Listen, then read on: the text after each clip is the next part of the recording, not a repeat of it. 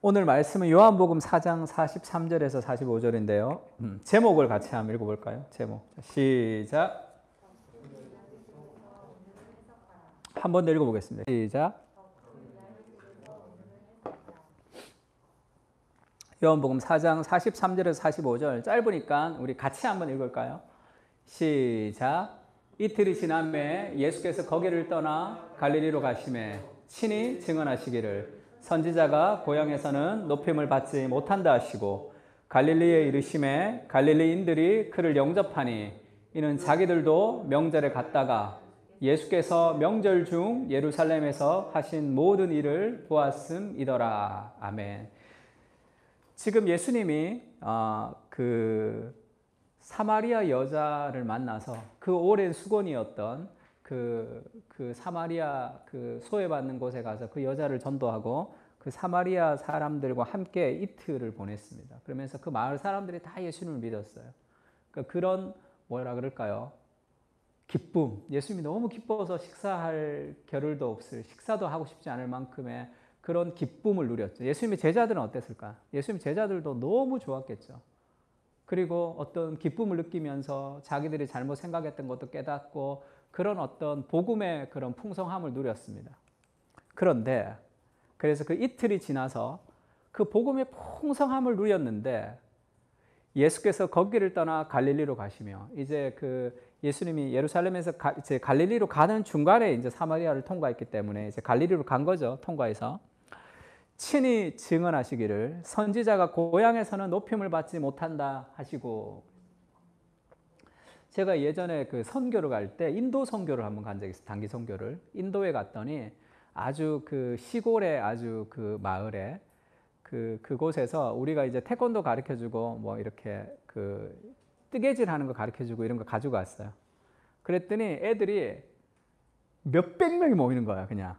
막 모여. 시골이니까. 그리고 그 교회 그 마당에서 저녁에 뭐 연극하고 한다 그랬더니 막 애들이 꽉 차더라고. 그래서 인도는 복음을 전하기가 이제 쉽지가 않죠.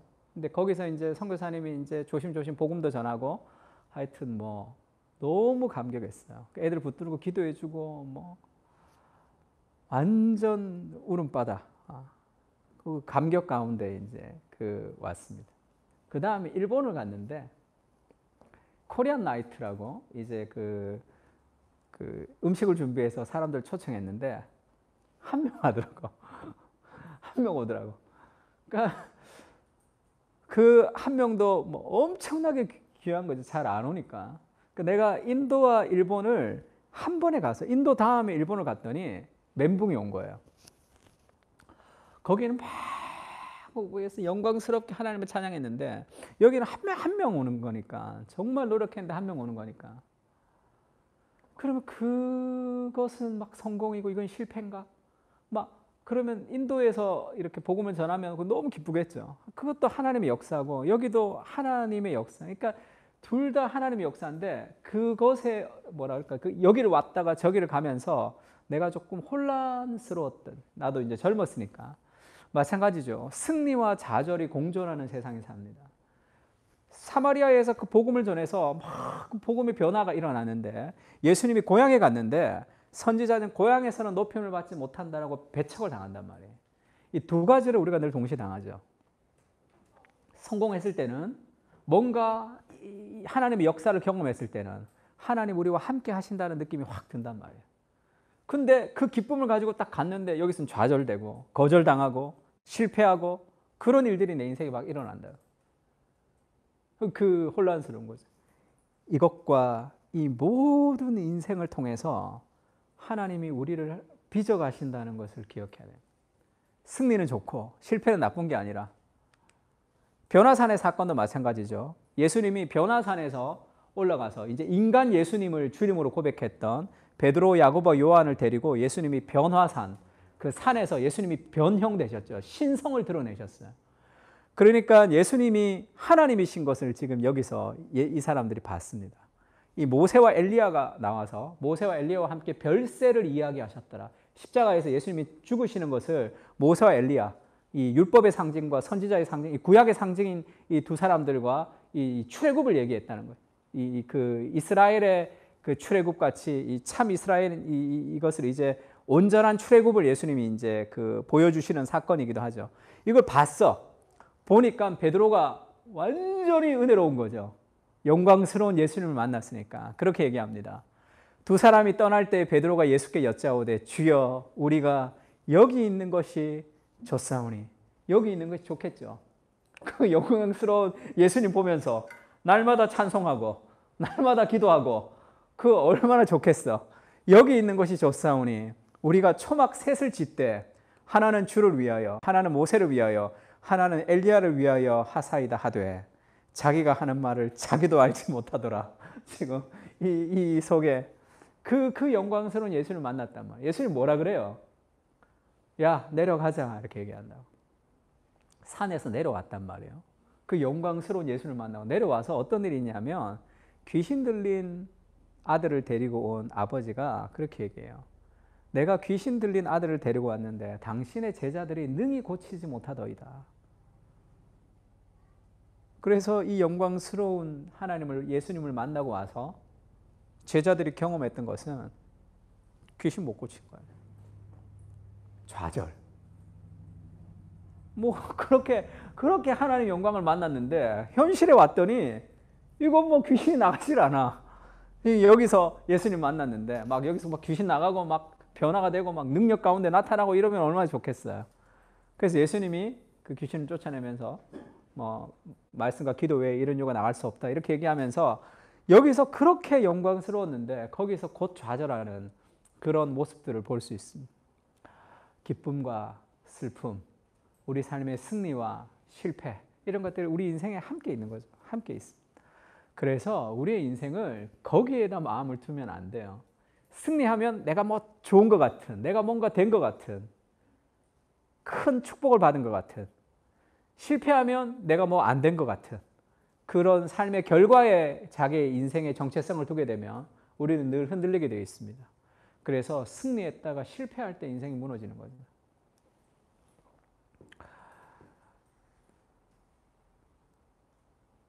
야구 선수들도 레전드가 되면 그 메이저리그에서 레전드가 되면 명예의 전당이라는 곳이 있습니다. 그건 아주 레전드들이 이제 이름을 올려서 거기에서 이제 명예의 전당들 최고의 레전드들만 모여 있는 거죠. 투표를 해요. 거기서 이제 이 은퇴하고 몇 년 뒤에 그 기자들이 투표를 해서 그 투표에서 몇 퍼센트를 받아야지만 거기에 들어갈 수 있습니다. 근데 정말 화려한 선수 생활을 했는데 거기에 못 들어가는 사람들이 있어요. 베리 본즈라고 홈런 최고로 메이저리그에서 홈런을 제일 많이 친 사람이 있어요. 약물을 했단 말이에요.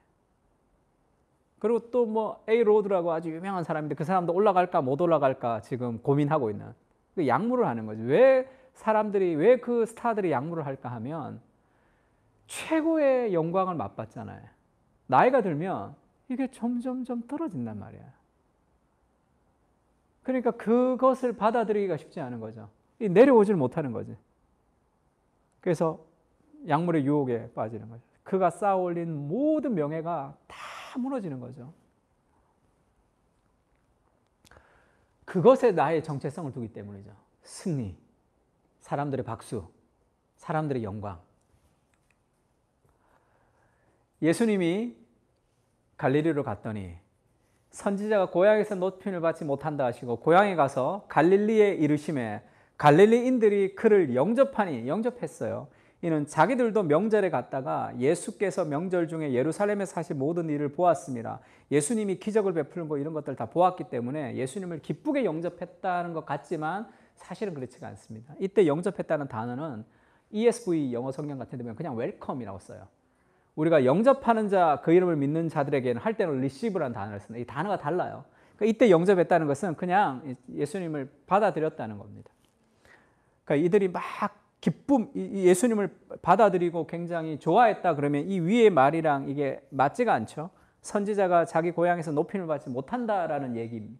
그러니까 뭐예요? 그걸 봤는데 믿지 못한다는 거죠.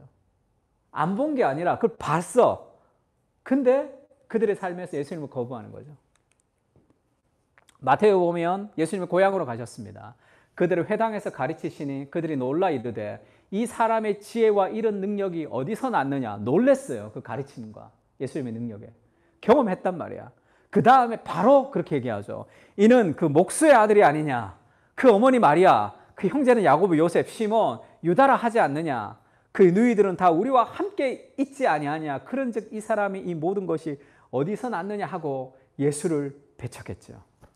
예수께서 그들에게 말씀하시되 선지자가 자기 고향과 자기 집 외에는 존경받지 않음이 없느니라 하시고. 왜 그랬을까? 그 예수님의 가르침을 듣고 예수님의 행한 모든 것을 봤지만 그들이 예수님을 배척했던 이유는 선입견이죠. 하나님이 인간이 되셔서 인간의 죄를 위해서 십자가에 죽는다는 아이디어는 인간의 머리로는 도저히 상상할 수 없는 거죠. 메시아를 기다렸어요. 그 하나님이 인간과는 차원이 다른 존재가 하늘에서 구름을 타고 내려올 거라고 생각했다고. 근데 저 사람의 가르침이 메시아의 가르침 같은데, 저거 내가 어릴 적에 콧물 줄줄 흘릴 때 내가 코 닦아줬는데, 그 선입견을 벗어나지 못하는 거죠. 예수님을 믿지 못하는 많은 이유 중에 하나는 인간이 가지고 있는 한계를 뚫지 못하는 거죠. 세상에 고통이 있는데 하나님이 있는 게 말이 돼? 사실 말이 되는데, 사실 은밀하게 따져보면 말이 되는데 잘 몰라서 그런 거죠. 하나님 앞에 인생을 헌신하지 못하는 우리의 모습도 비슷합니다. 하나님 앞에 인생을 헌신하고 할 때 무언가 내 인생을 다 드리지 못하는 것도 내가 가지고 있는 선입견이 있는 거예요. 이게 말이 돼? 그러니까 거기에 매이는 거. 그게 말이 돼야 돼. 그게 말이 되지 않아도 순종해야 되는 거죠. 이게 나는 잘 모르겠지만 하나님 말씀에 순종하겠습니다 하고 한 발 내디딜 때 그때 내 삶의 한계가 부서지는 거죠. 여호수아가 요단강을 건널 때 요단강에 발을 적시면 멈출 것이다 이렇게 얘기하죠. 멈추고 나서 가면 얼마나 좋아요. 기도했더니 딱 멈췄더라. 그리고 이렇게 쓱 지나가면 얼마나 좋아. 그걸 믿음으로 발을 디뎌야 되는 거예요. 베드로에게 예수님이십니까? 그러면 저로 무리를 걷게 해주십시오. 그러면 오라. 그러면 베드로가 여기서 배에서 처음에 발을 디딜 때 어땠겠어? 발을 디뎠는데 딱딱하면 그냥 탁 내리면 되잖아. 발을 디디면 여기 쑥쑥 들어갔겠죠. 믿음으로 그걸 디딜 때 그때 무리를 걷는단 말이에요. 그래서 신앙이라는 것은 믿음으로 무리를 걷는 거예요. 비록 주님을 보지 못해서 한 번씩 빠질 때도 있지만 그것이 신앙생활에서 우리가 가지는 능력이죠.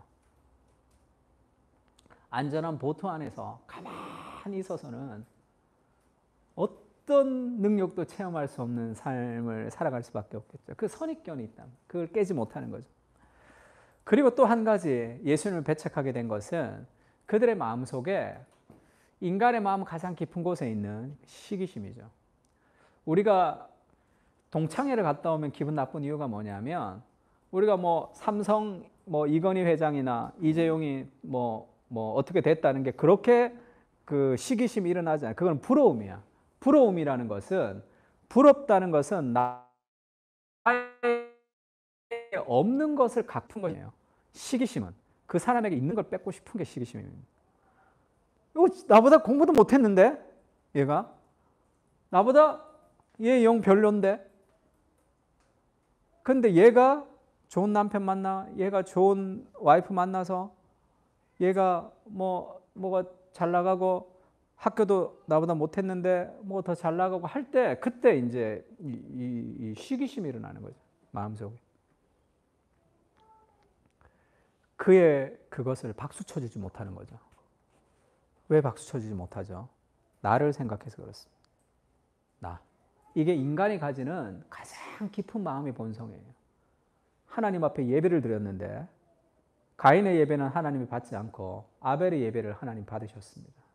그러면 가인의 입장에서 누구를 돌아봐야 돼? 자기를 돌아봐야 돼. 내 예배가 뭐가 잘못된 나를 봐야 되잖아. 근데 어떻게 하죠? 아벨을 죽이는 거야. 왜? 내 예배가 하나님에게 받지 못한 것과 아벨이 무슨 상관이 있길래? 꼭 하나님이 오직 한 명만 받아야 되는 경쟁의 상태에서 죄를 받았기 때문에 내가 못 받는다. 그것도 아니잖아요. 그 인간의 마음 속에 있는 가장 깊은 삶의 본성이죠. 그런 시기심입니다. 자기를 돌아보지 못하고 다른 사람을 탓하는 거죠. 그 삶의 시기심. 그래서 고향으로 가서 이 고향 동네에서 이 메시아가 났다는 것이 그것이 이제 그 기분 나쁜 거죠. 이 팀 켈러 목사님에 대해서 내가 이런저런 얘기하고 다니면 좋은 얘기도 있고 별로 좋지 않은 얘기도 있어요. 그러니까 여러분들은 이제 평신도들이니까 어쩌면 팀 켈러 목사님을 싫어하는 목사님도 있나? 그렇게 의아할지 모르지만 많습니다. 주로 어떤 사람들이 그렇게 별로 안 좋아할 것 같아요. 팀 켈러 막 열심히 읽고 공부하고 그러지도 않지만 좀 똑똑한 사람들, 내가 좀 공부했던 사람들은 쉽게 얘기하면 누구 밑에 고개를 숙이고 싶지가 않은 거예요. 그래서 막 많은 비판을 합니다. 팀켈러 연구가인 제가 볼 때는 그 비판은 너무 제대로 파악하지 못한 비판인 경우가 많아요. 근데 왜 그렇게 비판을 할까? 그러니까 어느 목사님이 그런 얘기 하시더라고요. 고 목사, 그거는 지성적 혼란이 아니라 정서적 반감이야. 그러더라고. 지성적 반감이 아니라 정서적 반감이라 그 사람한테 논리적으로 설명해도 그건 받아들이지 않을 거야. 그런 얘기를 하더라고요. 그 지성적으로 이 사람의 가르침이 이거 아주 문제가 있어. 그런 게 아니라 정서적으로 반감이 있는 거죠. 얘 싫은 거야. 그래서 뭐 목사님들 모이면 큰 교회 목사님들 이름이 나오면 그 목사님 정말 좋아 이런 얘기가 많이 나올까요? 아니면 다 별로 좋지 않은 얘기가 나올 거예요. 여러분들 직장에서 상사 얘기할 때 이름 나오면 좋은 얘기 나와요? 안 좋은 얘기 나와? 다 안 좋은 얘기 나오잖아. 그 인간 안에 있는 그런 어떤 욕망들이 있습니다. 시기심이 있는 거죠. 그것이 그리스도를 배척하게 하죠. 평온한 마음은 육신의 생명이나 시기는 뼈를 썩게 하느니라. 이것은 우리의 영혼을 망가뜨려요. 이 독한 기운을 우리에게 주기 때문에 그렇습니다. 그래서 비교를 통해서 우리가 뭔가를 얻으려고 하는 거죠. 왜 비교를 통해서 얻으려고 하냐 그러면 내가 하나님 앞에 누구인지를 알지 못하기 때문에 늘 비교를 통해서 우리가 뭔가를 얻는 그런 존재가 된 거죠. 이것을 잘 대표적으로 보여주는 사람이 사울입니다. 사울. 전쟁에서 승리했어요. 사울은 왕이었어. 다윗이 골리앗을 무찔렀단 말이에요. 얼마나 좋아요. 안 그랬으면 자기가 자기 나라가 다 망했을 거 아니야. 무리가 돌아올 때에 다윗이 블레셋 사람을 죽이고 돌아올 때 여인들이 이스라엘의 모든 성읍에서 나와서 노래하며 춤추며 소고와 경세를 가지고 왕 사울을 환영했습니다. 기뻐했단 말이에요. 축하하죠. 카프레이드 같이. 여인들이 뛰놀며 노래하여 이르되 사울이 죽인 자는 천천히요 다윗은 만만히 놀아 이렇게 노래했어요. 사울이 그 말에 불쾌하여 심히 노하여 이르되 다윗에게는 만만을 돌리고 내게는 천천만 돌리니 그가 더 얻을 것이 나라 말고 무엇이냐 하고 그날 후로 사울이 다윗을 주목하였더라. 사울의 마음에 시기심을 불러일으킨 것은 이 여자들의 노랫소리였죠. 이 여자들이 노래했기 때문에 이 여자들이 노래하지 말아야 되는데 이 잘못된 여자들이 노래했기 때문에 그런 겁니까? 사울 안에 있었던 무엇이 그 여자들의 노래와 탁 결탁된 거죠. 이 여자들은 얼마나 기쁘니까 다윗이 죽인 자는 사울이 죽인 자는 천천히요 다윗은 만만이다 이렇게 노래했는데 이거를 박수 치면서 정말 오늘은 좋은 날이다 이러면 되는데 뭔가 쑥 들어오는 거야. 뭐? 나는 천천? 다윗은 만만? 그리고 이 사람들 그렇게 얘기하지도 않았는데 그러면 그 다음에는 그가 얻을 것이 나라 말고 무엇이냐? 왕권을 지금 뺏으려고 하는 거냐? 아무도 얘기하지 않는데 자기 혼자 그렇게 생각하는 거죠. 그 삶의 어떤 두려움, 하나님이 주신 안정감이 없으니까 이거 뺏기는 거 아닌가? 그러면서 다 기뻐하는 그때 혼자 기뻐하지 못하죠. 그날 후로 사울이 다윗을 주목했습니다. 어떻게 주목했을까요? 주목했다는 것을 NLT 성경에는 jealous eye예요. 질투의 눈으로 바라본 거예요. 질투의 눈으로, 시기의 눈으로 계속 그를 바라보는 거죠. 그러면 그것은 계속 자랍니다. 계속 자라요. 그래서 어떡하죠? 처음에는 장군으로 삼아요. 장군으로 삼고 자기 옆에 둡니다. 그래야지 반란을 일으키며 왕권을 그거 하지 않을 것 같으니까. 그러다가 계속 하나님이 축복하시는 걸 보고 더 화가 나죠. 창으로 죽이려고 던졌는데 피하죠. 그 다음엔 두 번째 작전 써요. 내 딸 미갈이랑 결혼해라 이렇게 얘기해요. 아, 내가 천한 신분으로 왕의 딸과 결혼할 수 없습니다. 그러니까 그러면 결혼할 수 있도록 내가 도와줄게. 이 블레셋의 사람 표피 100개를 가지고 와라. 그걸 갖고 오면 이제 정당하게 결혼할 수 있다. 이제 그 다윗이 가죠.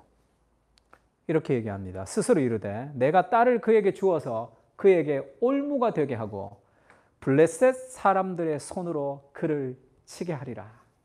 얼마나 교활해. 이 시기가 계속 자라죠. 계속 자란다.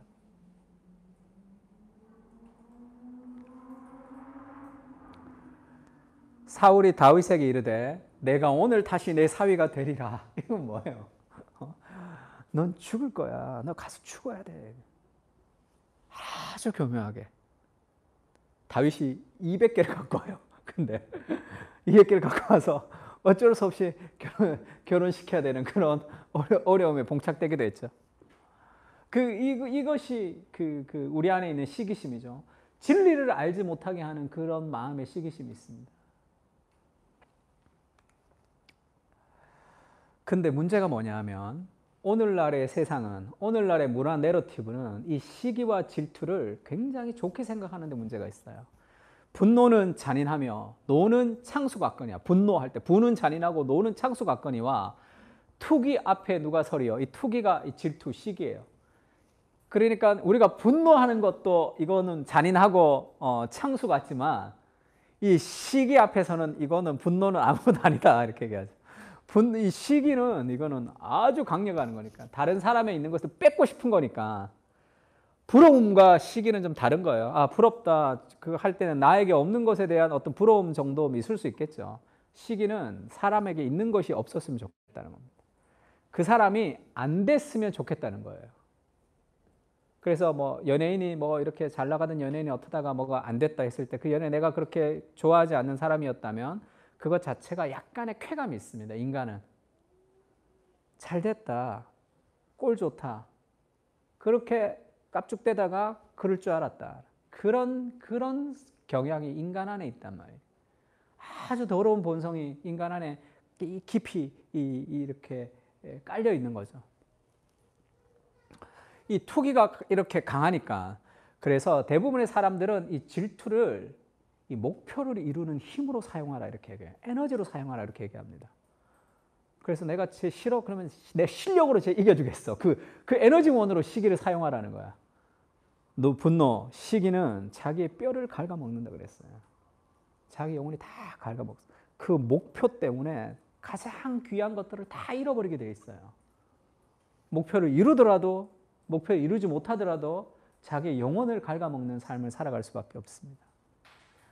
그래서 우리가 필요한 것은 즐거운 자들과 함께 즐거워하고 우는 자들과 함께 우는, 이것은 굉장히 어려운 거예요. 쉽게 얘기하면 다른 사람의 기쁨을 함께 기뻐하고, 내가 결혼을 했어.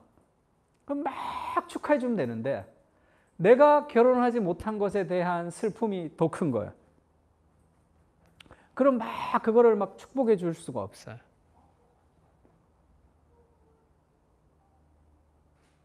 다른 사람이 승진을 했어. 그럼 그걸 박수를 쳐주고 기뻐해 주면 되는데 내가 하지 못한 것에 대한 어떤 그게 다 자기중심적이죠. 자기중심적으로 생각하는 거예요. 모든 매사를 내 중심적으로 생각하면서 그것이 계속 자기가 힘든 거죠. 오징어 게임이라는 그 넷플릭스에서 지금 66개국에서 1등을 했다는 그런 이 드라마가 있다는 얘기를 들었습니다. 제가 보려고 했더니 이것을 정주행한 목사님이 고 목사 절대 보지 마라 그러더라고요. 너무너무 잔인하다고 그러더라고요. 잔인한 걸 자꾸 보는 것은 별로 도움되지 않습니다. 이 사회가 잔인해지는 이유가 저는 점점 이런 이 강하고 자극적인 것을 보기 때문에 사회가 점점 이 폭력적으로 변한다고 생각하는 사람 중에 한 사람이라, 우리는 먹는 것 따라 몸이 망가지듯이 보는 것에 따라 우리의 삶이 망가져. 인간은 그렇게 튼튼한 존재가 아니에요. 이거 나쁘다는 거 안다고, 우리 이거 나쁜 거야 안다고 먹으면 나빠지잖아. 이거 나쁜 거야 라고 안다고 보면 별로 좋아지지 않아요. 그 시대가 힘들수록 아주 자극적인 소재들이 유행하게 돼 있죠. 그래서 모든 자극적인 소재가 유행했던 시대는 아주 힘든 시대입니다. 그래서 제가 오징어 게임을 보지는 못했고, 정신과 의사가 본 오징어 게임이라는 이 정신과 의사가 분석한 걸 봤어요. 참 재밌다고 생각했습니다. 이 오징어 게임에는 굉장히 공평하대요. 아주 공평을 강조한답니다. 그래서 이 게임을 하고 싶지 않은 사람은 하지 않아도 좋다라는 자유까지 줬는데 스스로 하겠다고 모인 거예요. 돈을 위해서 게임을 하는 거죠. 아주 공정해요. 누구에게도 편파적이지 않는. 그래서 오늘날에 우리가 추구하는 게 공정이라는 거죠. 자본주의 사회에서. 근데 결국은 다 죽죠. 그게 뭐냐면 이 경쟁과 이 공정, 그것만 본다는 거야. 그것 자체가 어떤 결과를 이뤄내는지는 보지 못하고 다 공정하면 그냥 끝이야. 다 공정하면 그냥 끝인 거죠. 이 전체 판세를 보지 못한다는 거예요. 그러니까 이게 오늘날 우리 삶의 그 한계를 그대로 보여주고 있다. 이 사람이 그렇게 썼는데 제가 굉장히 공감을 했습니다. 공정하고 말고를 떠나서 이 자체, 이 시스템 자체에 대해서 우리에게 주는 그 경쟁 시스템, 개인주의가 우리에게 주는 시스템 자체를 우리가 거부하며 살아갈 필요가 있는데, 그것을 거부하지 못하고 거기 시스템에 빠져 있는 거죠. 오징어 게임이 아니에요, 원래. 여러분은 잘 모를 텐데 저는 어릴 적에 이거 하고 살았어요. 우리는 게임이 없었기 때문에, 또 지금 시대는 이걸 할 수가 없어요. 왜냐하면 아파트 나가면 다 도로죠. 제가 어릴 적에는 흙이었어, 집이. 집 앞에 마당이. 이걸 오징어 가생이라고, 가생. 이렇게 그려서 오징어 하면 이제 공격하는 사람이, 수비하는 사람들이 가생 하면 시작되는 거예요. 가생 아니고 가숭 이랬는데 나가면 아웃이야. 그걸 오징어 빨리 나가려고 오징어 싹 나가다가 뭐 가숙, 뭐 생강 이러면 이제 아웃되는 거야. 가생 해야지 이제 시작되는 거야. 가생이 뭐냐면 가이생, 일본 말이에요. 전쟁이 시작됐다는 거예요. 개전이 개전. 오징어 전쟁의 사실. 딱 맞는 거죠. 정말 오징어 전쟁 같은 그런 경쟁의 시대, 개인주의가 판을 치는 시대 속에 우리가 지금 그 속에 살고 있는 거죠. 시기와 경쟁을 통해서 누군가를 이겨야 되는 그 시스템 속에서 우리가 그것이 당연한 듯이 살아가고 있단 말이에요. 그래서 진리를 배전할, 그 예수님도 알아보지 못하며 그렇게 살아갈 때가 많죠. 로버트 벨라라는 그 미국의 작가가 팀켈러의 일과 영성의 첫 페이지의 첫 문장에 보면 로버트 벨라의 마음의 습관이라는 책이 있습니다. 로버트 벨라의 마음의 습관에 대해서 한 줄로 이제 설명하는 게 있는데, 마음의 습관에서 로버트 벨라가 그렇게 얘기하죠. 이 시대의 미국은 이 표현적 개인주의다, 이렇게 얘기해요. 이 개인주의가 극대화된 시대라는 거죠. 그게 이제 직업에 어떤 영향을 미쳤냐는 거죠. 로버트 벨라가 그렇게 얘기합니다. 개인의 신성함을 인정하고 보장하는 쪽으로 현대 사회가 급속하게 기울어 가면서 그 개인들을 한데 묶는 사회 구조를 그려내는 상상력은 점점 사라지고 있다. 번역을 너무 어렵게 했죠. 우리 태영이랑 혜원이가 번역했으면 이거 훨씬 더 쉽게 했을 텐데, 이게 무슨 말이에요? 개인주의를 강화하는 쪽으로 가니까 사회 구조가 점점 망가지고 있다는 거예요. 사회 전체가 계속 망가지는 거죠.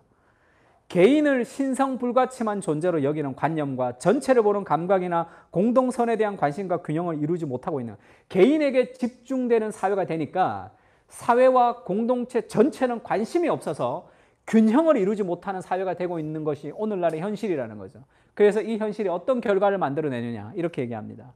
그러면 우리가 어떻게 바뀌어야 되느냐? 진정한 변화를 이루기 위해서는 소명이라든지 부르심 같은 개념을 다시 가지고 와야 된다는 거예요. 이 사람 목사가 아니에요. 새로운 방식의 일의 의미를 파악하는 방향으로 돌아서야 한다. 노동이라는 것은 그저 개인의 이익을 도모하는 수단이 아니라 모두의 유익에 기여하는 행위로 보아야 한다는 뜻이다. 오늘날의 노동, 오늘날의 직업이 뭡니까? 개인의 성취예요. 개인의 성취라고. 아주 극도의 개인주의가 되는 거죠. 그래서 내가 잘 되면 돼.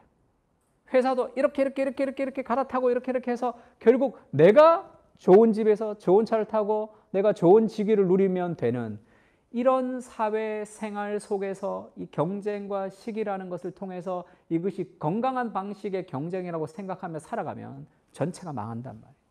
지금 우리 사회가 그것 때문에 망하고 있는 거죠. 코로나가 왜 생기는데? 지금 사회적인 문제가 왜 이렇게 생기냔 말이에요. 환경의 문제, 여러 가지 문제, 왜 생기죠? 나 하나만 잘 먹고 잘 살기 때문에 생기는 거잖아요. 플라스틱을 마음대로 쓰고, 비닐도 그냥 마음대로 쓰고, 그냥 마음대로 쓰던 시대에 마음대로 쓰는 거죠. 그러면 결국 공멸하게 되는 세상이 되는 거죠. 다 자기 개인의 유익을 위하는데 어떻게 공동체가 세워집니까? 그건 말도 안 되는 거죠.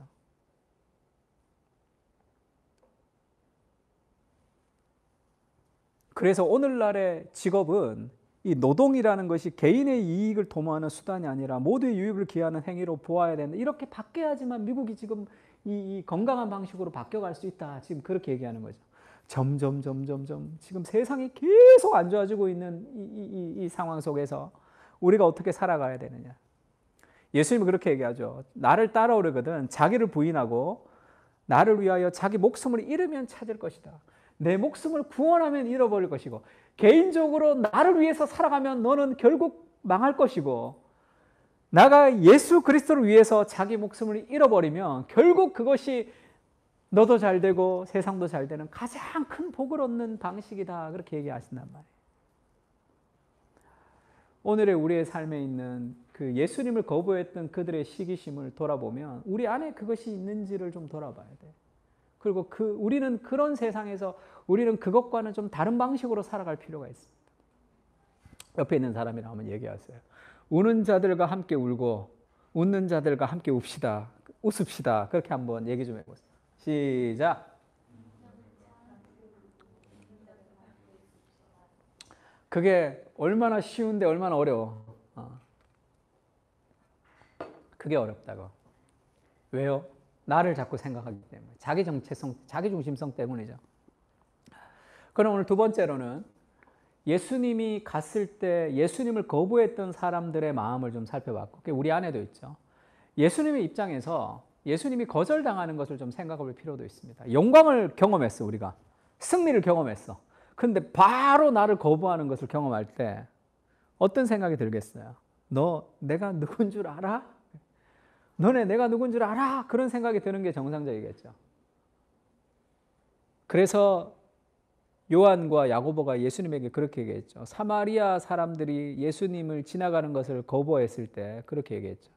예수님, 저기서 벼락을 내려가지고 여기를 좀 이렇게 한번 박살을 내면 좋겠다고.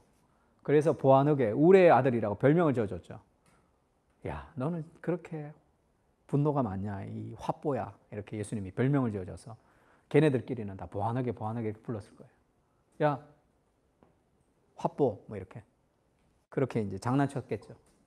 그게 이제 인간의 방식이잖아. 빌립보서 2장 3절 같이 읽을까요? 시작. 아무 일에든지 다툼이나 허영으로 하지 말고 오직 겸손한 마음으로 각각 자기보다 남을 낮게 여기고. 겸손한 마음으로 각각 자기보다 남을 낮게 여기고. 제가 설교하거나 강의를 할 때 인용하는 성경 구절이 많은데 아마 탑5 안에 들 거예요. 빌립보서 2장 3절은. 오직 겸손한 마음으로 자기보다 남을 낮게 여기는 것. 이것이 신앙의 핵심이에요. 은혜 받은 사람이 가진 핵심입니다. 왜 분노하죠? 저게 나 무시해? 왜 그렇죠? 내가 네보다 낫다고 생각하기 때문에 그래요. 내가 너보다 나은데 나보다 못한 인간이 나를 무시하기 때문에 화가 난단 말이에요. 정말 내가 존경하는 어르신이 그렇게 나한테 무언가를 얘기하면 그 잘 들을 수도 있겠죠. 그런 분노. 그게 내 안에 있는 정체성이 견고하지 못해서 그런 거죠. 나의 정체성이 어디에 있는 거예요? 다른 사람의 인정으로 내가 더 좋은 사람이 되고 다른 사람의 비난으로 내가 더 못한 사람이 된다고 생각하기 때문에 내 정체성을 거기 두기 때문에 늘 왔다 갔다 승리에 교만해지고 실패에 좌절해지는 그런 성향을 가질 수 있습니다. 그럼 어떻게 비판에 자유로울 수 있는가? 예수님처럼 자기보다 남을 낮게 여기는 그 겸손한 마음을 우리가 어떻게 가질 수 있느냐는 거죠. 바울이 그렇게 얘기하죠. 사람이 마땅히 우리를 그리스도의 일꾼이요 하나님의 비밀을 맡은 자로 여길지라. 맡은 자에게 구할 것은 충성이에요. 충성인데 너희에게나 다른 사람에게나 판단받는 것이 내게는 매우 작은 일이라. 나도 나를 판단하지 아니하노니 내가 자책할 아무것도 깨닫지 못하나 이로 말미암아 의롭다함을 얻지 못하노라. 다만 나를 심판하시리는 주시니라. 굉장히 중요한 구절이죠. 다른 사람이 나에게 판단하는 것은 아주 작은 일로 여겨야 돼요. 다른 사람이 나한테 어떻게 하는 것은 내가 너무 이렇게 일희일비하지 않아야 돼. 왜? 그것이 내 정체성이 거기 있기 때문에. 그건 작은 일이에요. 그것은 내가 심각하게 생각하면서 받아들일 거 받아들이고 내가 성장하면 돼요. 근데 그게 안 되는 이유가 이것 때문이죠. 나도 나를 판단하지 아니하노니 내가 나를 판단하지 않아야 된다고. 내가 나를 생각하지 않아야 되는 거예요. 내가 나를 덜 생각해야 된다 이렇게 얘기했죠. 그러니까 내가 나를 생각하기 때문에 다른 사람의 판단 앞에 그렇게 기분이 안 좋은 거예요. 나는 죄인이고 형편없는 존재입니다. 하나님의 은혜로 내가 지금 이 자리에 있는 거예요. 누군가 나를 비난했을 때 그것이 정확하거나 정확하지 않거나 내가 죄인된 인식이 깊으면 그것이 그렇게 힘들지가 않아요. 그렇게 힘들지가 않습니다. 그러니까 그거를 우리가 그러면 무시하고 살아갈 때 두 가지 방법이 있어요. 첫 번째는 일반 서적들, 그 다음에 이제 조금 일반 서적에 가까운 기독교 서적들 중에도 그 사람은 나한테 중요하지 않는 인물이야. 그러니까 그런 인간이 한 얘기를 내가 무시하면서 그 사람을 완전 쭈그려가지고 그 사람을 완전 똥으로 만들어서 그 사람의 말까지 나에게 영향력이 없도록 만들어가는 방법이 있겠죠. 아직 내 발가락 밑에 때만도 못한 인간이 하는 얘기로 내가 흔들려서는 안 되지. 그렇게 이제 그 사람을 이제 무시하면서. 그거는 뭐라 그럴까요? 건강한 방식이 아닙니다. 건강한 방식이 아니에요. 그것도 여전히 교만이죠, 교만. 그래서 팀 켈러가 그런 얘기하죠. 다른 사람에게 판단하는 것이 매우 작은 일이라 할 때, 야, 다른 사람이 너한테 얘기하는 거 신경 쓰지 마. 네가 너한테 떳떳하면 돼. 네 마음에 들면 돼. 그런 조언은 열등감을 교만으로 바꾸는 거죠. 내가 내 마음에 안 들어요, 사실. 내가 내 마음에 안 드는 게 문제지, 사실 삶이. 그러니까 내가 나를 판단하는 그 나의 판단 자체를 버려야 되는 거죠. 내가 저 기분 나쁘다, 좋다. 내가 뭐 성공했다, 실패했다. 나를 이만큼 생각했던 나의 판단의 기준을 버리고 하나님 앞에 내가 누군지를 보는 거예요. 나는 죄인이고 형편없지만 하나님의 사랑으로 나를 하나님께서 아름답고 위대하게 사랑하시고 하나님이 사용하시는 하나님의 사람이다. 그렇게 생각해야 돼요, 우리를. 그럼 누군가가 비난해도 그 비난을 내가 깊이 돌아보고 예수님을 조금 더 닮은데 내가 쓰면 돼, 그냥. 그리고 그렇지, 이렇게 비난받는 나를 하나님이 아름답게 사용하시는 것이 너무 감사하잖아. 그 은혜를 추구하는 거죠. 그래서 제일 중요한 것은 나의 삶의 안정감이 하나님으로부터 오는 정체성인 거예요. 나의 행위가 아니에요. 나의 무엇이 아니에요. 나의 능력이 아니에요. 그러니까 내 능력을 무시하는 거, 나를 무시하는 거. 그러니까 내가 정체성을 다른 데 두고 있었던 거야. 내가 이 정도 되는 사람이라고 생각했는데 나를 무시하니까 내가 화나는 거죠. 그것도 나를 무시해서는 안 되는 사람이 나를 무시할 때 막 화난다고. 집에서도 아내가 막 무시할 때 막 화나지. 애가 어디 저게 국졸밖에 안 되는 게 어디 국졸 졸업해가지고야 졸업도 국졸밖에 안 되는 게 아는 것도 없는 게 막 대든다고. 그러면 그게 막 기분 나쁘죠.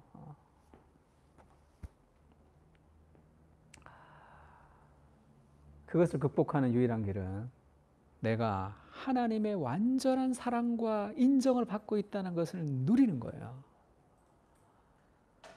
그래서 무언가 나를 변화시키고 싶을 때, 그러니까 내가 누군가를 좀 용서하고 싶을 때는 내가 용서받은 그리스도의 은혜를 자꾸 묵상해야지 그만큼 누군가를 용서하고 용납할 수 있는 거죠. 그러니까 그것도 내가 그렇게 하지 못하는 것을 분노하는 것도 왜 그렇죠? 내가 이걸 바꿔야 되는데, 내가 이걸 바꿔야 되는데, 내가 왜 이 못하는 나를 막 질책해? 왜 그렇죠? 내가 이만한 존재라고 생각하는 거야. 나는 이 정도 되는 걸 하지 않아야 되는 사람인데 이걸 하고 있거든. 또 내가 이 정도 되는 사람이죠. 막 운전하다가 막 화가 나면, 야, 목사가 너 운전하다가 화나냐? 그러면 뭐야? 나는 그 운전하다가 화내는 사람이 아니에요. 내가 한 번 화냈던 것은 실수한 거야. 그럼 평생 못 고쳐요. 나는 그런 놈이야. 조금만 내 기분이 나쁘면 분노하는 게 나라고요. 그것을 인정하지 못하면 삶은 바뀌지가 않습니다. 조금만 내 마음에 안 들면 분노하고, 조금만 잘난 사람 보면 시기하고, 그게 인간이라, 그게 나라고. 아주 철저한 죄인이란 말이에요. 이런 나를 여전히 사랑하시고 은혜를 베풀어 주시고 나와 늘 함께 하시는 그 완전한 하나님의 사랑, 끝없는 하나님의 사랑, 견고한 하나님의 사랑이 내게 있다는 것을 묵상할 때 우리가 여기서부터 자유할 수 있어요. 왜? 이것보다 이게 더 크니까. 그때 우리가 그 다른 사람의 비판과 다른 사람의 비난으로부터 우리가 좀 자유할 수 있습니다. 완전한 사랑이 있기 때문이죠. 내 안에. 그리스도가 목숨을 버리시면서 나를 사랑했단 말이에요. 그보다 더 완벽한 맹세가 어디 있어요? 나를 절대 버리지 않는 사랑이. 히브리서 12장 28절에 그런 말씀이 있습니다. 세상은 다 흔들릴 것이지만 우리가 흔들리지 않는 나라를 받았은즉 은혜를 받자. 이로 말미암아 경건과 두려움으로 하나님을 기쁘시게 섬길지니. 제가 참 좋아하는 말씀인데 우리가 흔들리지 않는 나라를 받았다는 거지. 하나님의 사랑은 흔들리지 않습니다. 거기에 집중할 때 흔들리는 여러 가지 세상의 것들로부터 우리가 안정감을 누릴 수 있단 말이에요. 제가 좋아하는 이 샌디 패티라는 그 찬송가 부르는 여자 가수가 있어요. 미국에. Unshakable Kingdom이라는 찬양. 이 구절을 가지고 만든 찬양이 있어요. 내가 어제 이 구절을 묵상하다가 새벽에 이 구절이 떠올랐어. 그래서 한번 들었지. 그 찬양을. 뭐 소리가 막 엄청 높게 올라가는 성악곡에 A living unshakable kingdom of God 하는 가사가 있어. A living unshakable king. 가슴이 터질 것 같아서 내가 어제 이 이어폰을 꼽았는 줄 모르고 내가 했더니 우리 아내가 지금 무슨 일이냐고. 설명할 길이 없어서 제가 설명을 잘 못했는데 이 가슴 벅차지 않아? 흔들리지 않아. Unshakable kingdom. 흔들리지 않는 무엇이 나에게 있단 말이야. 세상에 어떤 사랑이 흔들리지 않아. 아무리 누군가가 나를 좋아해도 기분 나쁠 때 나를 좋아하지는 않잖아. 언제나 나의 행위와 상관없이 내가 죄 가운데 빠져있는 그 상황에서도 끝없는 사랑으로 나를 사랑하시는 그 사랑이 나에게 있는 거죠. 그 완전한 흔들리지 않는 그 하나님의 사랑이 내게 있다는 것을 우리가 깊이 깨달을 때 우리가 여기서로부터 우리가 자유할 수 있습니다. 그래서 우리가 더 큰 그림을 좀 볼 필요가 있어요. 우리 인생에 뭐 잘 될 때 있죠. 막 뭐 잘 될 때 그때는 내가 하나님 앞에 잘 쓰이는 거고 좀 안 될 때는 안 쓰이는 게 아니라 우리 인생에 뭐 은혜롭게 잘 될 때도 있지만 또 실패하고 좌절할 때도 있잖아. 또 비난을 받을 때도 있단 말이야. 인생이 뭔가 망가진 것 같을 때도 있단 말이에요. 그때 거기에 일희일비해서는 안 돼요. 예수님도 사마리아에서 막 복음을 전했더니 막 이게 뭐 너무 기쁜 것이고 거기서 완전 난리가 나고 그 다음에 여기서 저기 자기를 거부하면 막 슬퍼하고 막 저주하고 막 그렇지가 않잖아. 하나님의 뜻을 이루는 기쁨이죠. 그 영혼이 구원받은 기쁨이지. 내가 승리한 기쁨이 아니란 말이에요. 큰 그림을 좀 볼 필요가 있습니다. 창세기 50장 20절 같이 한번 읽을까요? 시작.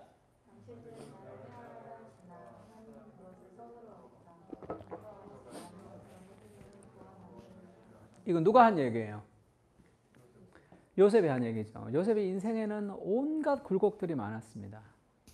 이런저런 실패, 선하게 살았지만 실패한 것도 있었어요. 우리는 요셉과 좀 다르기 때문에 내가 잘못해서 실패한 것도 많습니다. 그러나 당신들은 나를 헤아려 하였으나 하나님은 그것을 선으로 바꾸시는 분이시죠. 오늘과 같이 많은 백성의 생명을 구원하게 하시려 하셨나니. 로마서 8장 28절은 이것을 이렇게 바꿔서 얘기합니다. 우리가 알거니와 하나님을 사랑하는 자 곧 그의 뜻대로 부르심을 입은 자들에게는 모든 것이 합력하여 선을 이루느니라. 다 좋은 일만 있을 것이다 하고 얘기하지 않아요. 이때 합력하여라는 이 합력의 뜻에는 내 실수, 나의 죄, 내 잘못, 나의 한계 그 다 포함되어 있어요. 그 모든 것이 하나님이 합력해서 선을 이루신 분이시라는 것을 좀 알 필요가 있습니다.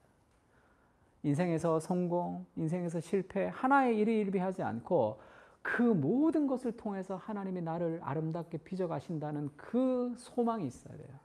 넘어질 수도 있지. 잘 못할 수도 있지.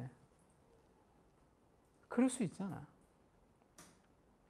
그러나 그거는 실패고 이거는 성공이 아니라 그 모든 것을 통해서 하나님이 나를 더 아름답게 만들어 가실 것이라는 하나님을 향한 신뢰가 좀 필요해요.